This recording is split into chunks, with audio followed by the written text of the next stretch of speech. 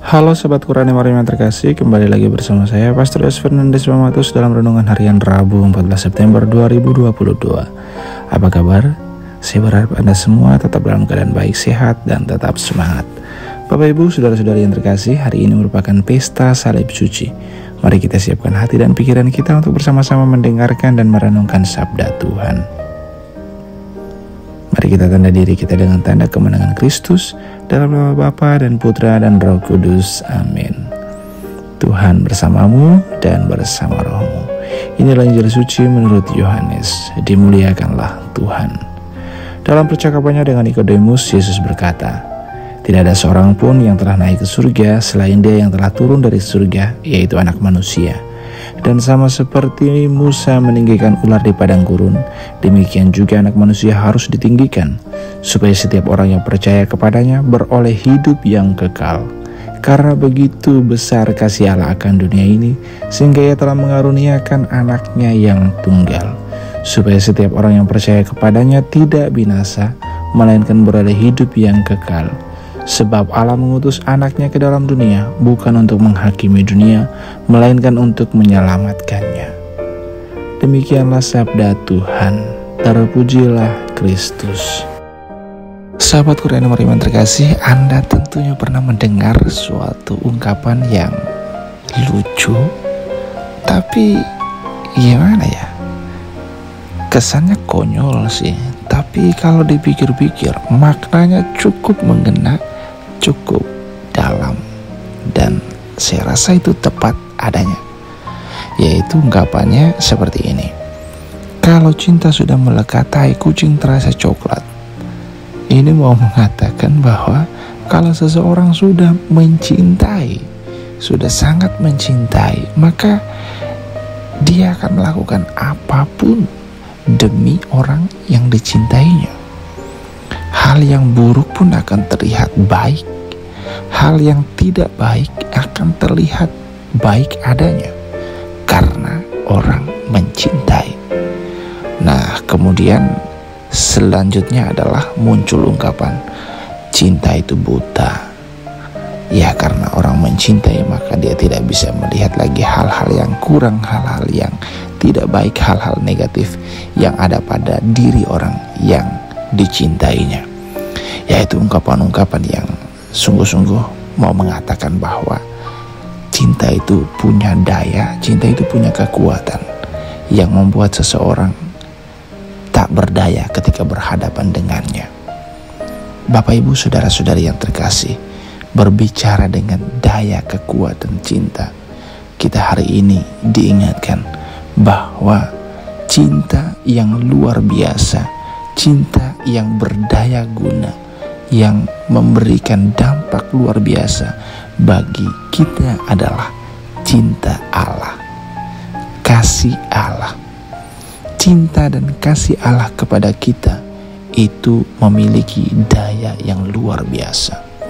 Karena Allah mencintai kita, maka kita dibawa, kita dituntun untuk menuju kepada keselamatan. Dan karena Allah ingin kita selamat, Allah mengutus Yesus Kristus, putranya, ke dalam dunia ini.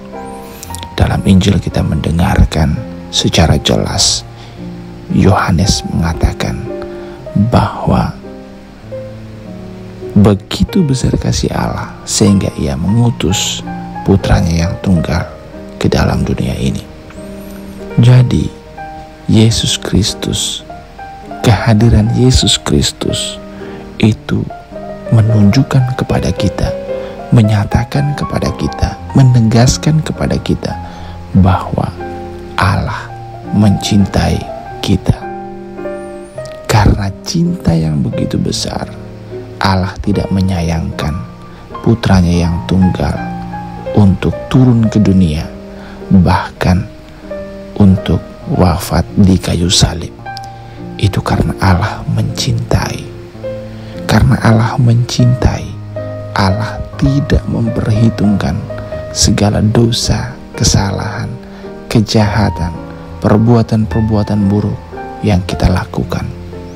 Karena cinta, Allah mengabaikan semua kedosaan, kejahatan, dan keburukan-keburukan kita. Dan Allah ingin supaya kita berbalik dari semua yang jahat, semua yang buruk, dari hal-hal yang menjauhkan kita dari dirinya. Bapak, Ibu, saudara-saudari yang terkasih, Allah sangat mencintai kita. Hari ini kita merayakan pesta salib suci. Salib yang merupakan tanda penghinaan, yang merupakan lambang penderitaan dan kedukaan, justru menjadi lambang kemenangan. Di kayu salib, Allah melalui Yesus Kristus putranya menunjukkan bahwa Ia begitu mencintai kita. Demi memperolehkan, demi mendapatkan hidup abadi bagi kita, demi menyelamatkan kita, Yesus rela memberikan nyawanya, memberikan hidupnya. Ia rela mati agar kita beroleh kehidupan kekal. Ia membiarkan dirinya dihina supaya kita dimuliakan. Bapak, Ibu, saudara-saudari yang terkasih, pesta salib suci sejatinya merupakan pesta untuk mengenangkan bahwa Allah begitu mengasihi dan mencintai kita.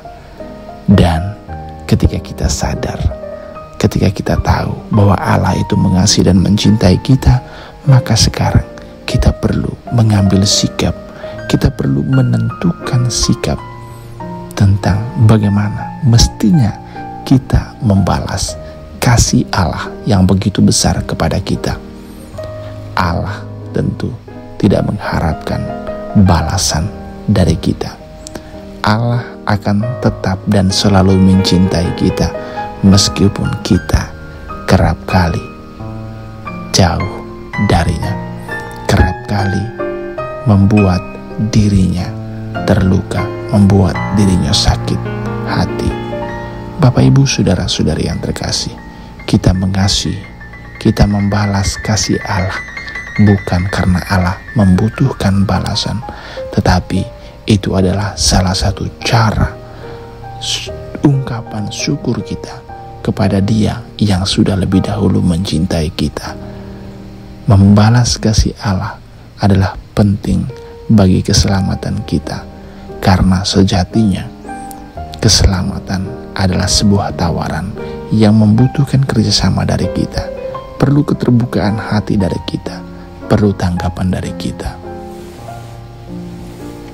Semoga Bapak, Ibu, saudara-saudari yang terkasih, dalam keseharian hidup kita dapat membalas kasih Allah dengan cara mengasihi orang-orang yang ada di sekitar kita. Tebarkanlah kasih Allah di lingkungan hidup kita, keluarga kita, lingkungan masyarakat, lingkungan gereja, lingkungan kerja, dan dimanapun kita berada. Biarlah semua orang menyaksikan Allah yang berbelas kasih, Allah yang mengasihi melalui kehadiran kita.